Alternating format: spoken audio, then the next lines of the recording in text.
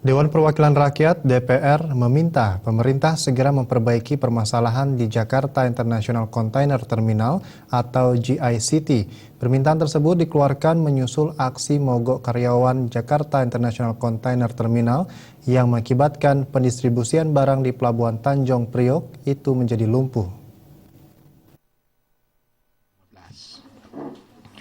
Tenaga kerja bongkar. Ketua Komisi 5 DPR, Fahri Jemi Prancis bersama rekan-rekannya menggelar konferensi pers menyikapi persoalan adanya aksi mogok kerja oleh karyawan Jakarta International Container Terminal atau JICT di Tanjung Priok, Jakarta pada Selasa kemarin.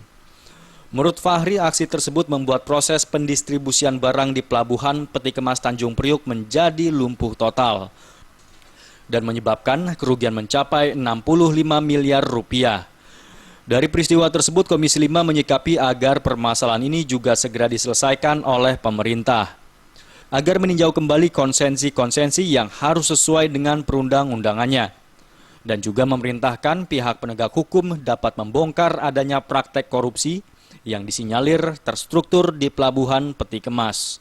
Komisi 5 DPR RI mendesak pemerintah untuk meninjau kembali proses pemberian konsesi kepada pihak-pihak terkait sesuai dengan Undang-Undang Nomor 17 Tahun 2008 tentang pelayaran. Dan yang ketiga, saya kira tentu kita meminta kepada pemerintah agar permasalahan ini dapat diselesaikan dengan baik agar seluruh arus logistik dampak lebih lancar, tidak ada hambatan serta kapasitasnya dapat ditingkatkan. Fahri berharap pemerintah dapat memperbaiki sistem perizinan agar lebih cepat dan mudah dalam proses pendistribusian barang bongkar muat peti kemas di pelabuhan. Karena bila sistemnya menjadi baik, maka akan adanya penurunan biaya pendistribusian logistik di Indonesia. Dari Jakarta, Wahyu Sadiatmoko dan Rifan Alfidian.